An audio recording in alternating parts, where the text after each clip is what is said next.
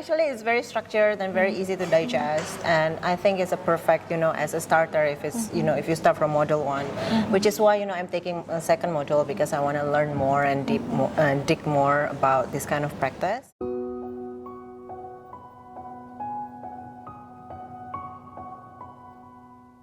Oke, kita ngobrol apa? Hai Nina, apa ya? Maybe a little bit about yin, mungkin. Yeah, as you know, yin is a style that maybe if you compare with other style, it's not something fancy or trendy, and maybe in this modern, fast pace. It is something that maybe for some people is kind of boring, or maybe something that maybe you don't need it. You yourself, if you considering your yoga background, that maybe you have more active practice, and the fact that you are also a sound healing practitioner, what makes you interested in this type of practice? Okay. Well, first of all, it's really interesting for me because I need to understand what makes you decided to take this training before. Okay. I took the training soalnya Mbak Debbie ada wangsit katanya. Dipaksa ya sama Debbie ya. Debbie ada wangsit katanya Nina jadi guru yin 2025 terus kejadian lah hari ini. So basically, I'm actually very interested in helping people to slow down because as my background, I'm actually a holistic health coach. So I'm someone that actually help my clients to find a routine that is suitable for their lifestyle. And all of that includes their how they eat, why they eat it, and then what kind of physical activities that they have, what kind of relationship that they have with themselves, home environment, everything. So, but basically kan each of us kan beda-beda banget. Iya, benar. Tapi one thing that I find like similar in all of my clients is the difficulty to slow down. So it doesn't matter where from they your are. clients mostly. All of them. Okay. All of them.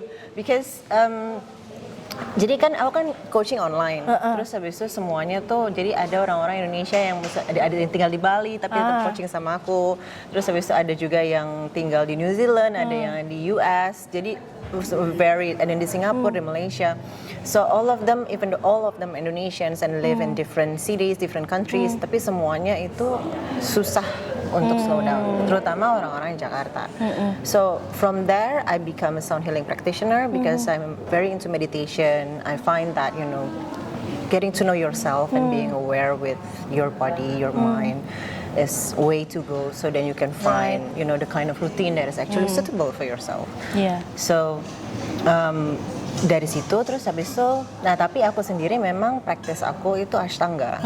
So as you know, Ashtanga is very katanya it kind of hardcore. The opposite but hardcore. Tapi selama aku YTT, actually the way Ashtanga practice, kan you teach me about meridian and everything. Jadi sekarang kalau aku lagi twist gitu, terus kayak oke, ini empedu.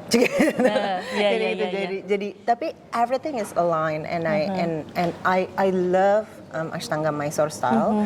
Soalnya itu kan lebih slow, lebih tahan 5 napas dan semuanya. Fokus juga nggak sih? Yes, it's more meditative. So everything. So that's why taking yin is aligned with me in a way as a person. Kind of the same way, right? The same focusing on one thing and you stay for a while on the same position. I see. Even in the finishing sequence, we hold breath longer. Actually, we take 10, 15 breaths gitu biasanya kalau di Mysore. Jadi it's kind of like the same. Jadi terus saya itu ambil ini tuh udah nggak kaget gitu, nggak kaget dan emang align aja. And terus habis itu I'm in, if you know Vedic astrology. Apa itu? Vedic astrology, so Vedic? Yeah. Tahu. So because I read all of it. Jadi kayak aku tahu my paca apa, terus habis itu makanya kalau pas TCM kayak elemennya aku tahu banget, liver aku lemah gitu. Karena udah tahu dari itu semua. Sudah belajar sebenarnya Udah belajar semua. In Ayurveda juga aku apa. Jadi because I know myself very well. So then I'm in my moon phase, and moon phase is more towards into yourself. Jadi makanya pas waktu Mbak Debbie bilang katanya ini align kok gitu. wasit yang lain iya aku ambil. Jadi ya udah aku nurut aja. Even though I mean I don't see this maybe in the future I nggak jadi guru yin misalnya gitu, tapi all of the knowledge that you teach me gitu, it will not go to waste because I believe that everything is just for me to use maybe in different. Yes, yeah right. Gitu. Kadang memang kita belajar bukan karena nanti kita mengajar, tapi pasti ada hal yang semesta titipkan lewat itu kan. Ya.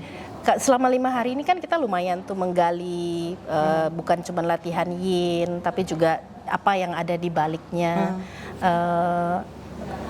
Kalau menurut Nina sendiri, materi selama 5 hari ini apakah sudah cukup bisa memahami sedikit tentang latihan yin ini? Yeah, very much so. I think it's very comprehensive, and the way you explain is also very structured and very easy to digest. Any feedback maybe because sometimes I talk quite fast, right? No, not at all. Fast is I know fast. Not at all. Actually, it's very structured and very easy to digest, and I think it's a perfect, as a starter if it's, if you start from module 1, which is why, I'm taking a second module because I want to learn more and dig more about this kind of practice. Kayak, maybe not as a yin teacher, but what the knowledge that you teach me is very educative, and I think, I just love to learn. I want to know more. Yeah, thank you so much. Any feedback maybe for me or for our school about anything, the technical issue or anything else? Nggak ada sih, so far kayak baik-baik aja. Aku orangnya nggak suka terlalu banyak komplain. Kayak happy aja. Enak happy. Kalau punya peserta Titi begitu. I'm very happy, easy to please gitu, kayak ya udah no expectations. Jadi kayak happy aja gitu. Di bawah ancaman gitu. Tidak tertekan seperti logo Kumon. Oke. Iya. I think that's all ya. Ada lagi? Itu aja sih. Yeah, thank you so much, Nina. Thank I you hope so much. these 5 days felt not only learn about something new, but give you a pleasant experience. Of course. Kalau nggak balik lagi modul 2 kan. Terima kasih. Sampai jumpa lagi. Sampai jumpa lagi. Thank you. Thank you, Nina.